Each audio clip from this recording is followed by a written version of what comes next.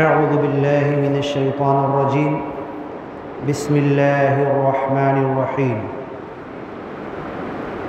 اللہ تعالیٰ کلام پاک میں ارشاد فرماتا ہے، هو الذی ارسل رسولہ بالہدی ودین الحق لیظہرہ علی الدین کلہ۔ وہی اللہ ہے جس نے اپنے نبی محمد صلی اللہ علیہ وسلم کو اس دنیا میں بھیجا، لیظہرہ علی الدین کلہ، تھوڑا کم کرو آواز، بولو ان کو، لیظہرہ علی الدین کلہ، تاکہ اللہ تعالیٰ دین اسلام کے ذریعے، تھوڑا کم کرنے بولا میں، دین اسلام کے ذریعے باقی تمام دینوں کو مٹا دے، ختم کر دے، اور صرف ایک دین دنیا میں ظاہر اور غالب ہو جائے۔ اور یہ بات کلام پاک میں اللہ نے کئی انداز سے کئی جگہ پر کہی ہے۔ اب میں ایک چھوٹی سی بات آپ سے پوچھنا چاہتا ہوں، ایک چھوٹا سا سوال کرنا چاہتا ہوں کہ اگر ہم غور کریں کہ اللہ نے انسان کو اس دنیا میں کیوں بھیجا ہے؟ گدھا ہے، اس کے اوپر بوجھ رکھ کے لے جاتے، گھوڑے پر سواری کرتے، بیل کو کھیت میں کام پہ لگا دیتے، گائے بکری سے دودھ، بھینس سے دودھ حاصل کرتے، ہر چیز کا کام ہم کو معلوم ہے۔ یہ کرسی ہے، اس کرسی کا کام ہم کو معلوم ہے۔ یہ چٹائی بچھی ہوئی ہے، چٹائی کا کیا کام ہم کو معلوم ہے۔ تو میں یہ سوال کرتا ہوں کہ انسان کا کام کیا ہے؟ انسان اس دنیا میں اللہ نے بھیجا کیوں؟ کیا مقصد سے بھیجا؟ صرف آنے، بچہ تھا، پیدا ہوا، بڑا ہوا، کھیل کود کیا، جوان ہوا، شادی ہوئی، بال بچے ہوئے، بوڑھا ہوا اور مر کے چلا گیا؟ تو مطلب دنیا میں آنے کا مقصد کیا ہوا پھر؟ ایسے تو جتنے مخلوق ہے، جتنے پرانی ہیں، چرند پرند ہے، جانور ہے، ہر کوئی، وہ بھی بچہ پیدا کرتے ہیں، وہ بھی جیتے ہیں، وہ بھی بوڑھے ہو کے مر جاتے ہیں۔ تو کیا انسان کا مقصد کیا ہے؟ بولے گا کوئی؟ آپ بولیں گے انسان کیوں آیا دنیا میں؟ یہ تو ہم کو معلوم ہونا چاہیے نا۔ ہم اپنے آپ کو مسلمان کہتے ہیں، کلمہ پڑھنے والا، آج کے دن جلوس نکلا، نبی محمد صلی اللہ علیہ وسلم کے نام پر عید میلاد النبی منائی جا رہی ہے، ہمارے پاس قرآن ہے، ہم اللہ کو مانتے ہیں، پیسہ ہوتا ہے تو حج کرنے جاتے ہیں، ابھی جمعہ کی نماز پڑھنے آئے۔ تو میرا سوال یہ ہے کہ اللہ نے انسان کو آپ بولیں گے کچھ، انسان کو اللہ نے کیوں بھیجا ہے؟ اس زمین پر انسان کے آنے کا مقصد کیا ہے؟ کیا بچے لوگ آپ بولو گے؟ انسان اس دنیا میں آیا ہے تو اس کا مقصد اللہ نے قرآن میں بیان کیا ہے، انی جاعل فی الارض خلیفہ، کہ میں اس زمین میں میرا نائب، ایک خلیفہ بھیجنے والا ہوں۔ اور هو الذی خلق لکم ما فی الارض جمیعا، کائنات کی جتنی چیز ہے، سورج، چاند، تارے، زمین، آسمان، بارش کا ہونا، موسم کا بدلنا، یہ کائنات کی جتنی چیزیں سب کچھ ہو رہا ہے، یہ صرف اور صرف انسان کے لیے ہو رہا۔ اب یہ مسجد میں ہم لوگ بیٹھے ہوئے ہیں تو پنکھا چالو ہے، لائٹ چالو ہے، اور جب یہاں سے جائیں گے تو کیا پنکھا چالو رہے گا؟ ہاں، بند کر دیں گے نا پنکھا ہم لوگ۔ تو یہ پوری کائنات کا اتنا بڑا نظام اللہ تعالیٰ چلا رہا ہے۔ سورج روز نکلتا ہے، روز ڈوبتا ہے، چاند آتا اور جاتا ہے، گھٹتا بڑھتا ہے، مہینے کی تاریخ دیکھتے، رات ہوتی، دن ہوتا، موسم بدلتا، بارش آتی۔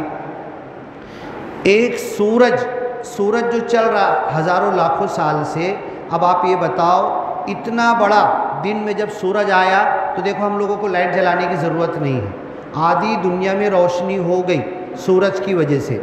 اور جب ہم رات میں لائٹ جلاتے ہیں تو کتنی بل آتی ہے؟ ایک ایک گھر میں کتنی بل آتی ہے؟ اور یہ اکیلا سورج اتنی روشنی دے دیا۔ تو اللہ نے جو اتنا خرچ کیا ہے اس دنیا کو چلانے کا پورا سسٹم اللہ نے بنایا ہے، صرف انسان کے لیے بنایا۔ اور اگر انسان اللہ کو یاد نہ کرے، اللہ کو بھول جائے، آپ نے سنا ہوگا نا، جب تک ایک انسان بھی اللہ کا نام لینے والا دنیا میں رہے گا اللہ قیامت نہیں لائے گا۔ ایک انسان بھی اللہ کا نام لینے والا رہے گا، اور جب وہ انسان بھی اگر دنیا سے چلا گیا تو پھر اللہ کو اتنے پسارے، اتنے خرچے کی ضرورت نہیں۔ کتنا، اب آپ بتاؤ، ایک دن میں پورے ایک گاؤں، 2 گاؤں، ایک ملک، آدھی دنیا کی لائٹ، الیکٹریسٹی لائٹ جو کتنی خرچہ ہوتی ہوگی، اندازہ لگاؤ بل کا، اور وہ اللہ سورج کے ذریعے دن میں ہم کو دے رہا ہے۔ اور سورج کے ذریعے لوگ کیا کر رہے، سولار سسٹم، دھوپ سے بجلی تک بنا رہے، کیا کیا نہیں بنا رہے۔ اتنا بڑا اللہ نے یہ سسٹم جو چلایا ہے پوری کائنات کا، صرف انسان کے لیے چلایا۔ اور انسانوں میں کب سے ہے انسان دنیا میں؟ پہلے انسان کون ہے؟ آدم علیہ السلام۔ آدم علیہ السلام سے لے کر محمد پیغمبر صلی اللہ علیہ وسلم تک کتنے نبی رسول پیغمبر آئے؟ بہت اچھا، ماشاءاللہ، 1,24,000۔ اب کوئی نبی رسول پیغمبر آئے گا؟ اب تو نہیں آئے گا۔ نبی رسول پیغمبر کیوں آتے تھے دنیا میں؟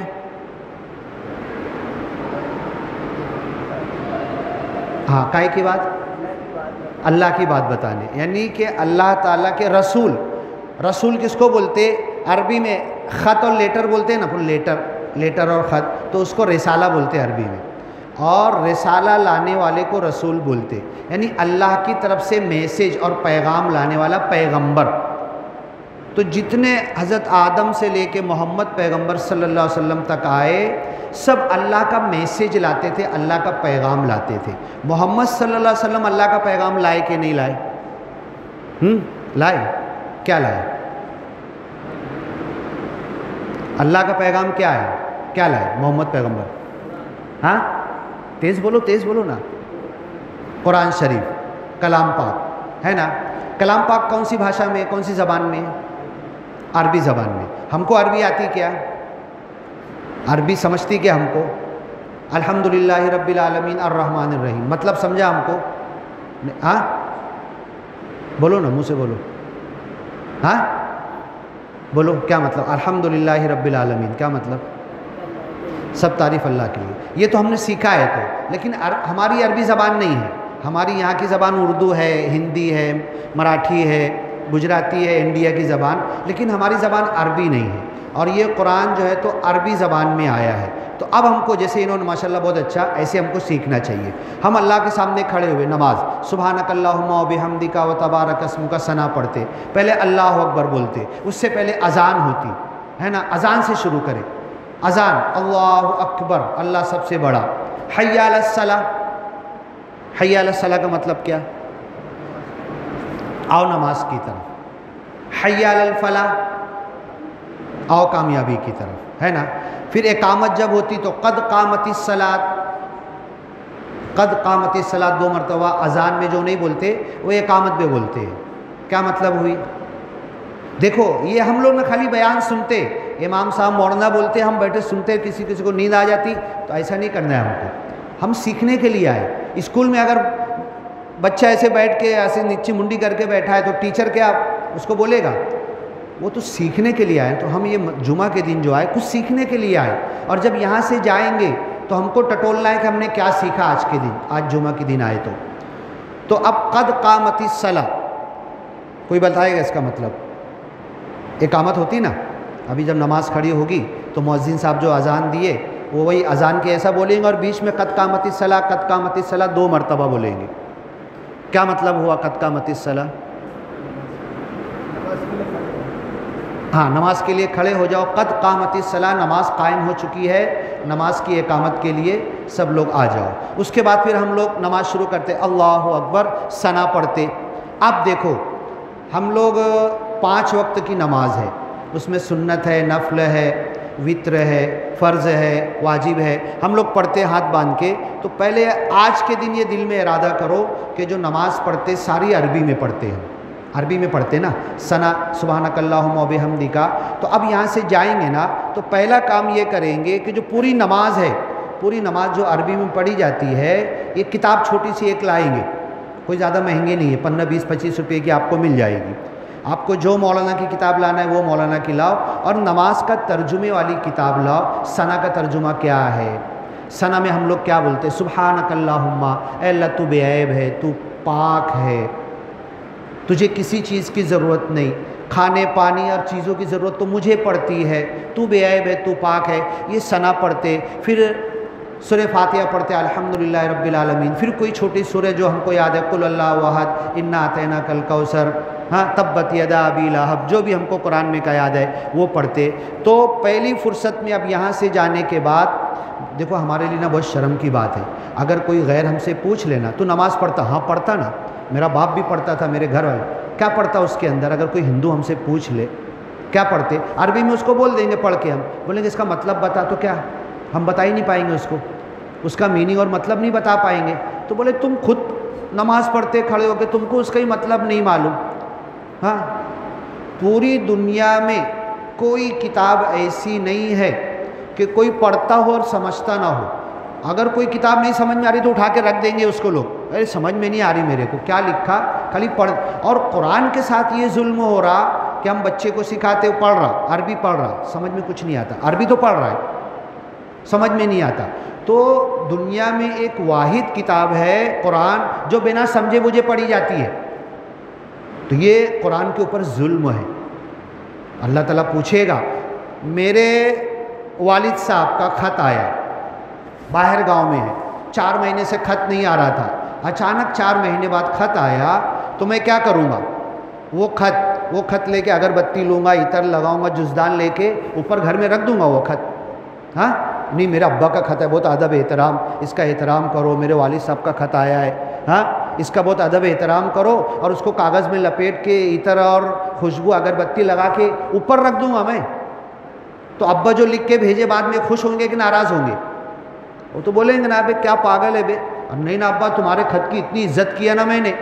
اب یہی اللہ ہم سے سوال کر لے کہ جو قرآن میں نے پیغام تم کو بھیجا تھا، جو میسیج بھیجا تھا، تم عزت تو کر رہے تھے، قرآن پہ مرنے کو تو راضی تھے، تم اپنی جان دینے کو راضی تھے، قرآن کا ادب احترام تو کر رہے تھے، اس کو اگربتی پھول ہاتھ جزدان سب کچھ کر رہے تھے، گھر میں اوپر بھی رکھ دے رہے تھے، رمضان میں کھڑے ہو کے تراویح سن رہے تھے، لیکن سمجھ میں کچھ نہیں آ رہا تھا کیا پڑھا جا رہا ہے۔ تو اللہ بولے گا، اب یہاں پہ نماز میں پڑھ رہے وَيْلٌ لِكُلِّ هُمَزَةٍ لُمَزَةٍ، ناپ تول میں کمی کرنے والے کے لیے بربادی ہے۔ ابھی امام صاحب نماز پڑھائیں گے، ہو سکتا ہے یہ سورے پڑھے، کوئی بھی سورے پڑھے، اس میں پڑھے وَيْلٌ لِلْمُطَفِّفِينَ، ناپ تول میں کمی کرنے والوں کے لیے بربادی ہے۔ اب میں نماز پڑھا، سنا وَيْلٌ لِلْمُطَفِّفِينَ الَّذِينَ إِذَا اكْتَالُوا عَلَى النَّاسِ يَسْتَوْفُونَ، جب سودا لینے جاتے تو پورا مانگتے، وَإِذَا قَالُوهُمْ أَوْ وَزَنُوهُمْ يُخْسِرُونَ، لوگوں کو سودا دیتے تو ڈنڈی مارتے، کم کر دیتے۔ ہاں یہ قرآن میں سورہ ہے مطففین، اس کے اندر لکھا ہوا، امام صاحب پڑھے، میں نے پڑھا اور گھر چلا گیا۔ اب میں کیا سمجھ رہا؟ میری نماز قبول ہو گئی، میرے کو ثواب مل گیا، اور میرے کو سمجھے ہی نہیں امام صاحب کیا بولے، اور جا کے اپنے دکان میں تجارت میں جھوٹ بول رہا، غلط کر رہا، چالاکی کے نام پہ چرب زبانی کر رہا، ڈنڈی مار رہا، اور ادھر سن کے گیا کہ ڈنڈی مارنے والوں کے لیے تباہی ہے۔ اب میری نماز قبول ہوئی کہ نہیں ہوئی؟ ہاں میرے لیے تو تباہی بولا گئے کہ اگر تم جا کے ڈنڈی مارو گے، جھوٹ بولو گے روزی روٹی پیسہ کمانے کے لیے، تمہاری بربادی ہے، تمہارا وہ پیسہ کام نہیں آئے گا، تم کو آباد نہیں کرے گا۔ ٹیکہ مت لگاؤ بھائی، جمعہ کے دن ٹیکہ لگانا خطبے میں منع ہے۔ تو یہ تو بربادی کی بات ہے۔ اگر پیسہ ہم کمائے، غلط طریقے سے کمائے، وہ پیسہ ہم کو برکت نہیں دے گا، حلال کا نہیں ہے، وہ پیسہ برکت نہیں دے گا، وہ دکھ لے کر آئے گا گھر میں۔ 1000 روپیہ اگر میں غلط طریقے سے کمایا نا، وہ 1 لاکھ کا دکھ لے کر گھر میں آئے گا، خوشی نہیں آئے گی۔ تو ہم کو یہی سوچنا ہے کہ جو کلام پاک اللہ نے ہم کو دیا ہے یہ عربی زبان میں ہے، اور ہم کو عربی آتی نہیں ہے۔ ہم جو نماز پڑھنے کھڑے ہوتے ہیں وہ عربی زبان میں دعائیں پڑھتے ہیں، اذکار پڑھتے ہیں۔ رکوع میں جاتے تو کیا پڑھتے ہیں ہم لوگ؟ ایسے رکوع جب کرتے سبحان ربی العظیم، کیا مطلب ہوا اس کا؟ سبحان ربی العظیم، تم بتاؤ، ہے نا؟ اللہ تعالیٰ ہم کو ایک مارکس بھی نہیں دے گا، پھر ڈائریکٹ فیل کر دے گا ہم کو، ہے نا؟ ایک چھوٹی چھوٹی بات کا بھی ہم کو سوال کے جواب ہم کو نہیں معلوم ہے، کتنی بڑی بات ہے یہ۔ اب بتاؤ کتنا سیکھنے کی ضرورت ہے۔ ہاں ابھی جمعہ کا ٹائم تھا، ہم لوگ باہر بیٹھے ہوئے تھے، باہر کدھر کی بات چل رہی؟ ایران کی، توران کی، یہاں کی، وہاں کی، اس کی اس کی۔ ہم کو جمعہ کا دن ہے، عید میلاد النبی کا بولتے، 12 وفات، اللہ کے رسول کی پیدائش اور وفات دونوں ہوئی آج کے دن۔ لوگ کوئی جلوس نکال رہا، کوئی خوشی منا رہا، کوئی جھنڈا کر رہا، کوئی یہ کر رہا، کوئی وہ کر رہا، کوئی جلیبی بانٹ رہا، کوئی خوشی منا رہا، لیکن نبی کیوں آئے یہی نہیں معلوم، نبی کیا لے کر آئے یہی نہیں معلوم، نبی جو لے کر آئے وہ قرآن، وہی ہم کو نہیں معلوم۔ تو کیا حق بنتا ہے ہم کو نبی کی عید میلاد النبی پہ خوشی منانے کا، جشن منانے کا، تہوار منانے کا؟ کیا حق بنتا ہے؟ حق تو جب بنے گا کہ جب ہم قرآن سمجھنا شروع کریں، جو نماز پڑھتے وہ سمجھنا شروع کرے۔ سبحان ربی العظیم رکوع میں بولتے، سجدے میں کیا بولتے؟ سبحان ربی الاعلیٰ۔ کلام پاک میں اللہ نے سبح اسم ربک الاعلیٰ، اللہ نے کہا اپنے نبی سے، اپنے رب کی تسبیح کرو، ایسا رب جو بہت بلند ہے، سبح اسم ربک الاعلیٰ۔ تو اللہ کے رسول نے جواب دیا سبحان ربی الاعلیٰ، میرا رب بے عیب ہے، پاک ہے، اور میرا رب بہت بلند ہے۔ فسبح باسم ربک العظیم، سورہ واقعہ میں اور قرآن میں کئی جگہ ہے، اپنے عظمت والے رب کی تسبیح کرو، بڑائی بیان کرو۔ تو اللہ کے رسول جب رکوع میں جاتے تھے تو سبحان ربی العظیم، میرا رب بے عیب ہے، پاک ہے، بہت عظمت والا ہے، سبحان ربی العظیم، بہت عظمت والا ہے۔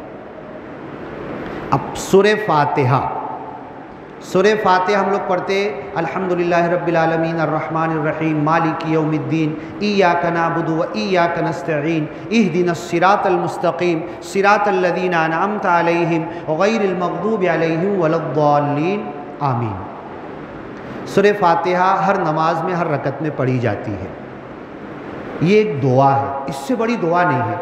ایک صحابی تھے، صحابہ کی ایک جماعت جا رہی تھی، کہیں پر کسی گاؤں میں کسی کو سانپ نے کاٹ لیا۔ حالانکہ یہ صحابہ جب جا رہے تھے، ان کو کھانے کی، پانی کی ضرورت تھی، گاؤں والے دے نہیں رہے تھے، مہمان نوازی کر نہیں رہے تھے۔ ہاں سانپ کاٹا نا تو اس کو لے کر آئے، ارے دیکھو اس کو کچھ کرو، تو کچھ کر سکتے ہو تم۔ تو اللہ کے رسول محمد صلی اللہ علیہ وسلم نے کسی صحابی سے بولا نہیں تھا کہ سانپ کاٹے تو سورہ فاتحہ پڑھ کے پھونک دینا، دم کر دینا، وہ اچھا ہو جائے گا، کبھی بولا نہیں تھا آپ نے، کوئی حدیث میں ہے نہیں۔ لیکن وہ صحابی جو اللہ کے سامنے کھڑے ہوتے تھے، جب ہم نماز پڑھتے تو کس کے سامنے کھڑے ہوتے ہیں؟ اللہ کے سامنے کھڑے ہوتے ہیں۔ الحمدللہ رب العالمین، جب ہم اللہ کے سامنے کھڑے ہو کے یہ کہہ رہے، اور نماز اللہ سے کلام ہے، اللہ سے بات چیت ہے۔ موسیٰ علیہ السلام اللہ سے بات چیت کیے تھے نا، موسیٰ پیغمبر بات چیت کیے تھے نا، پتہ ہے نا آپ کو؟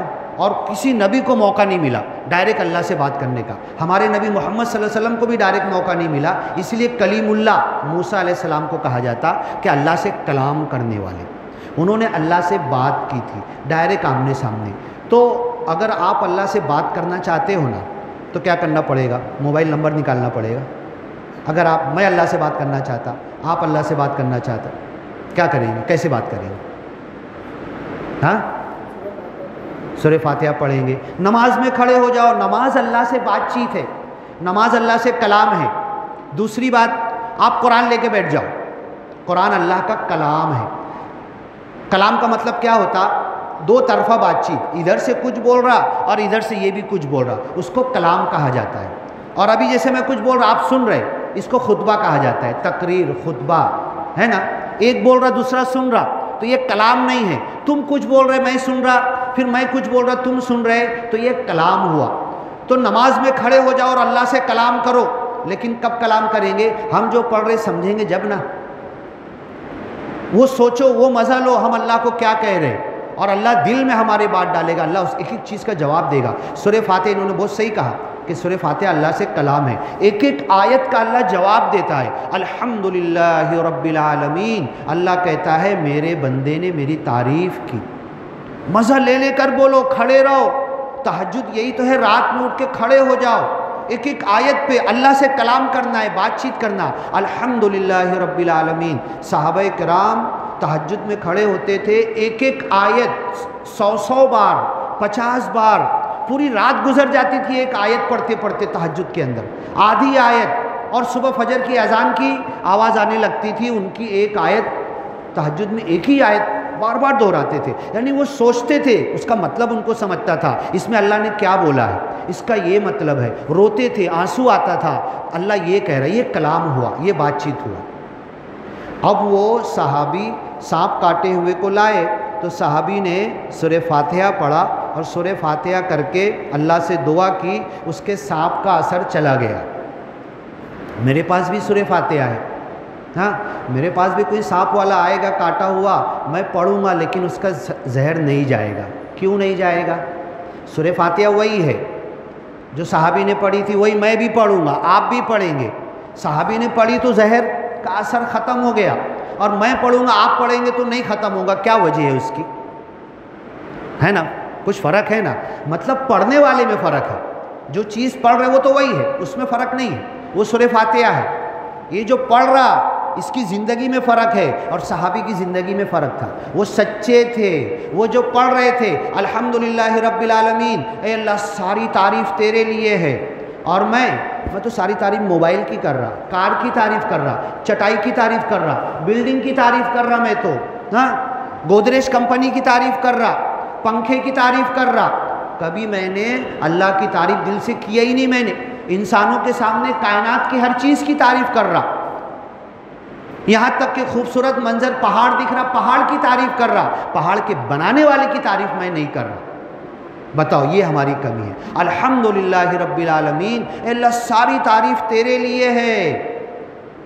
پہاڑ کچھ نہیں ہے، موبائل کچھ نہیں ہے، اے سی کچھ نہیں ہے، یہ کلر اور یہ دیوار یہ بلڈنگ کچھ نہیں ہے، اے اللہ سب کچھ تو تو ہے، تو نے پیدا کیا، تعریف تو تیری ہونا چاہیے۔ یہ اتنا جو انمول جسم اور بدن تو نے دیا، جو منہ سے میں بول رہا، جس سے کھانا کھاتا، یہ آنکھ سے مجھے نظر آ رہا، کان سے سن رہا، پیر سے چل رہا، اللہ اس کا بدلہ میں شکریہ میں دے نہیں سکتے۔ تو ادھر بیٹھو، ایک ادھر الگ ہو جاؤ، اس کا بدلہ میں تیرے کو دے نہیں سکتا اللہ تعالیٰ، تیری تعریف ہے۔ ایک ناخن میرے کو بتا دو، یہ ناخن اگر کوئی نکال لے اور یہ انگوٹھے کا ناخن نکال لے، ہاں اگر یہ نہ ہو ایک سوئی اٹھا پائیں گے ہم لوگ؟ ہاں یہ ناخن اگر نہ ہو، یہ ناخن کی قیمت اللہ کو دے سکتے ہم؟ ایک ناخن، ابھی جان تو پورا بدن، لیور، کڈنی، ہارٹ، ہاں کیا کیا نہیں ہے، اتنا سا خراب ہوتا تو ڈاکٹر لمبی بل کی لائن لگا دیتا، پھر بھی وہ ایسا سدھار نہیں پاتا، اندر کچھ خراب ہوا۔ اتنے سے ناخن کی قیمت دے سکتے ہم؟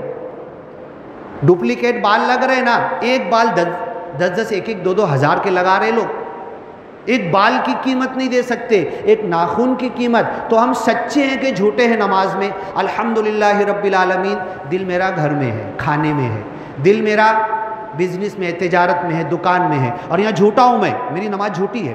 الحمدللہ رب العالمین، میرا دل لگ ہی نہیں رہا اللہ کے سامنے، میں اللہ کے سامنے کھڑا ہوں، یہ میرے دل میں احساس ہو ہی نہیں رہا اللہ کتنی عظمت والا ہے۔ ابھی مودی اگر فون کرے، بولے سلمان ذرا آ جا، اور میں جاؤں مودی کے سامنے، مودی تو جان دو یار، ایک اگر چھوٹا سا چپراسی حوالدار پولیس اسٹیشن والا فون کر دے، ایک کلیم ذرا آ تو ہمارے پسینے چھوٹ جائیں گے چھوٹے سے حوالدار کے سامنے۔ وَلِمَنْ خَافَ مَقَامَ رَبِّهِ، اپنے رب کے سامنے کھڑے ہونے سے جو ڈرا، رب کے سامنے کھڑا ہے نماز میں، تیرے آنسو نہیں نکل رہے، تیرے کو ڈر نہیں لگ رہا، تیرے پیر نہیں کانپ رہے، تیرے دل میں لرزہ نہیں آ رہا، تو اپنے رب کے سامنے کھڑا ہے نا۔ کون سا رب، کیسا رب؟ بڑی بڑی قوموں کو ہلاک کیا، ایک جھٹکے میں ہلاک کیا، قارون جیسے کو زمین میں دھسا دیا، فرعون جیسے، نمرود جیسے ظالم بادشاہ کو پل بھر میں تہس نہس کر دیا۔ اس خدا کے سامنے میں آ کے کھڑا ہوں اور اپنی دکان کا سوچ رہا، میں مجھے بھوک لگی، مجھے پانی کی پیاس لگی ہے، مجھے پنکھا مچھر کاٹ رہا ہے، کیا میری نماز ہو گئی؟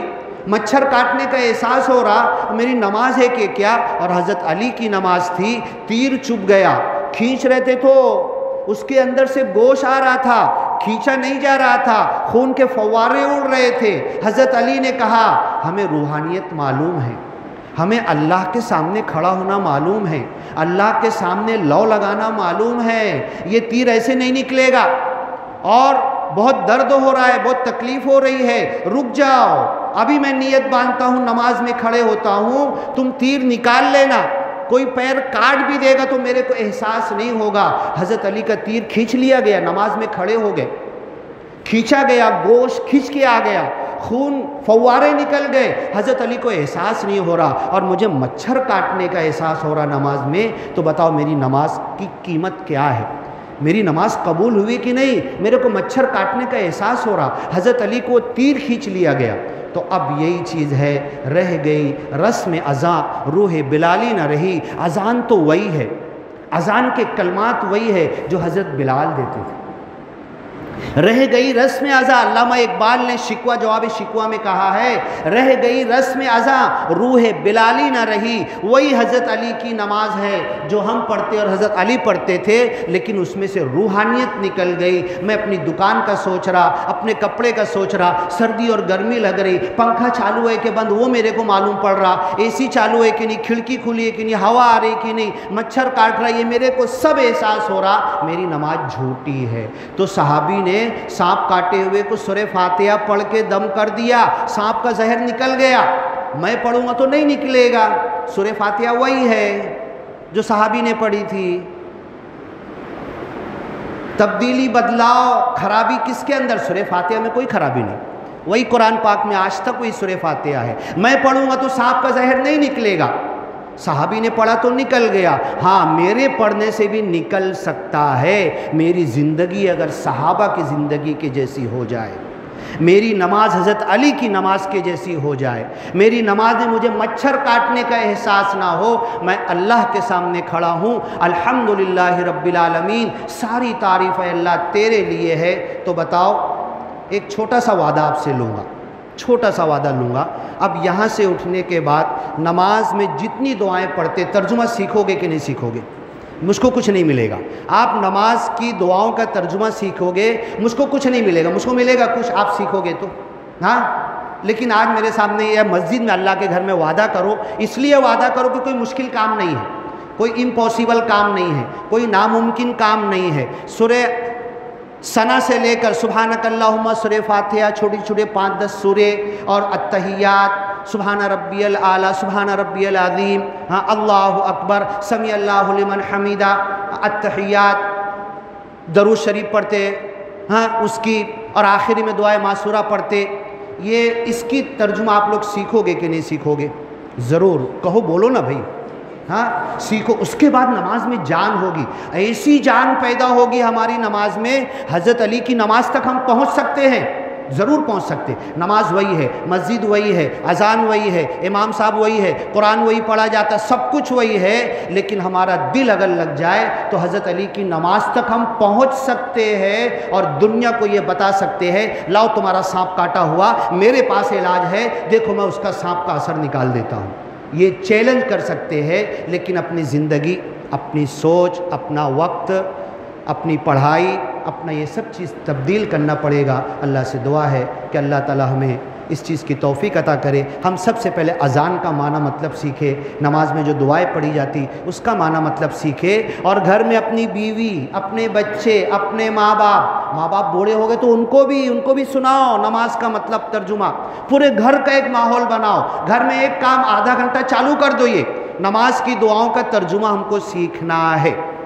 کیسے سیکھنا، کس کو لانا، کیا کرنا، اب آپ یہ انتظام کرو۔ اللہ تعالی ہم کو توفیق عطا کرے تو ہماری نماز میں بھی جان آئے گی۔ بارک اللہ لنا ولکم فی القرآن المجید ونفعنا وإیاکم بالآیات والذکر الحکیم، انہ تعالی جواد کریم ملک بر رؤوف رحیم ورب حمید۔